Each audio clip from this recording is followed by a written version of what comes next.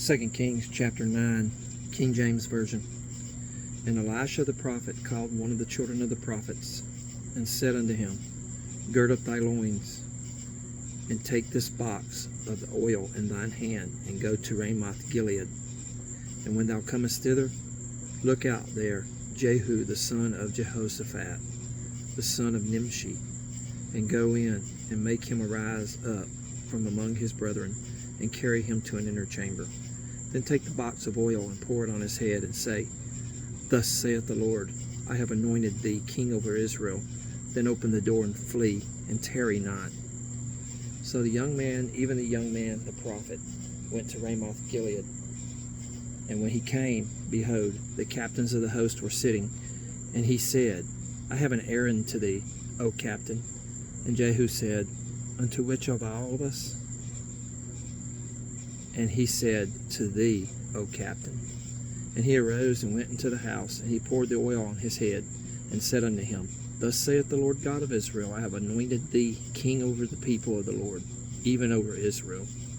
And thou shalt smite the house of Ahab thy master, that I may avenge the blood of my servants the prophets, and the blood of all the servants of the Lord, at the hand of Jezebel. For the whole house of Ahab shall perish, and I will cut off from Ahab him that pisseth against the wall, and him that is shut up and left in Israel. And I will make the house of Ahab like the house of Jeroboam, the son of Nebat, and like the house of Baasha, the son of Ahijah. And the dogs shall eat Jezebel in the portion of Jezreel, and there shall be none to bury her. And he opened the door and fled. Then Jehu came forth to the servants of his Lord, and one said unto him, Is all well? Wherefore came this mad fellow to thee? And he said unto them, You know the man and his communication? And they said, It is false. Tell us now. And he said, Thus and thus spake he to me, saying, Thus saith the Lord, I have anointed thee king over Israel. Then they hasted, and took every man his garment, and put it under him on the top of the stairs, and blew with trumpets, saying, Jehu is king. So Jehu the son of Jehoshaphat, the son of Nimshi, conspired against Joram. Now Joram had kept Ramoth Gilead, he and all Israel, because of Hazael, the king of Syria. But King Joram was returned to be healed in Jezreel of the wounds which the Syrians had given him, when he fought with Hazael, king of Syria. And Jehu said, If it be your minds, then let none go forth, nor escape out of the city to go to tell it in Jezreel. So Jehu rode in a chariot, and went to Jezreel, for Joram lay there. And Ahaziah, king of Judah, was come down to see Joram. And there stood a watchman on the tower in Jezreel, and he spied the company of Jehu as he came, and said, I see a company. And Joram said, Take an horseman, and send to meet them, and let him say, Is it peace? So there went one on horseback to meet him, and said, Thus saith the king, Is it peace? And Jehu said, What hast thou to do with peace? Turn thee behind me. And the watchman told, saying, The messenger came to them, but he cometh not again. Then he sent out a second on horseback, which came to them, and said, Thus saith the king, Is it peace? And Jehu answered, What hast thou to do with peace? Turn thee behind me. And the watchman told, saying, He came even unto them, and cometh not again. And the driving is like the driving of Jehu the son of Nimshi, for he driveth furiously. And Joram said, Make ready. And his chariot was made ready. And Joram king of Israel, and Ahaziah king of Judah went out, each in his chariot, and they went out against Jehu, and met him in the portion of Naboth the Jezreelite.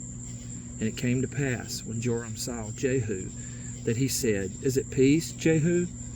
And he answered, What peace, so long as the whoredoms of thy mother Jezebel and her witchcrafts are so many? And Joram turned his hands and fled, and said to Ahaziah, There is treachery, O Ahaziah. And Jehu drew a bow with his full strength, and smote Jehoram between his arms, and the arrow went out at his heart, and he sunk down in his chariot. Then said Jehu to Bidkar, his captain, Take up and cast him in the portion of the field of Naboth the Jezreelite.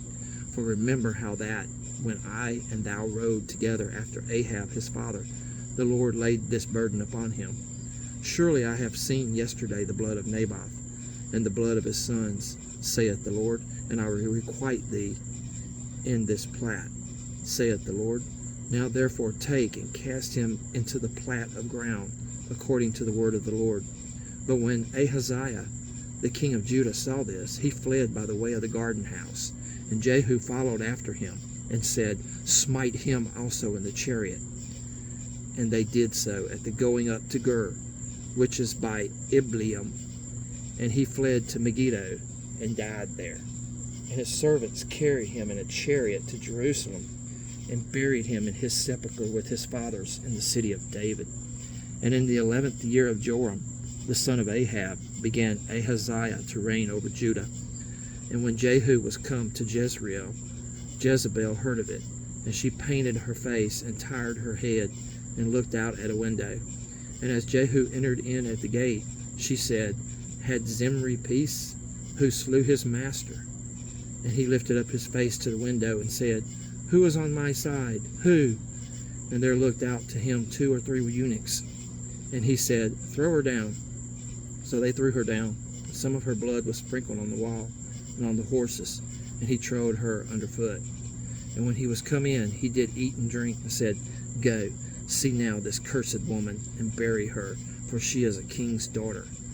And they went to bury her, but they found no more of her than the skull, and the feet, and the palms of her hands.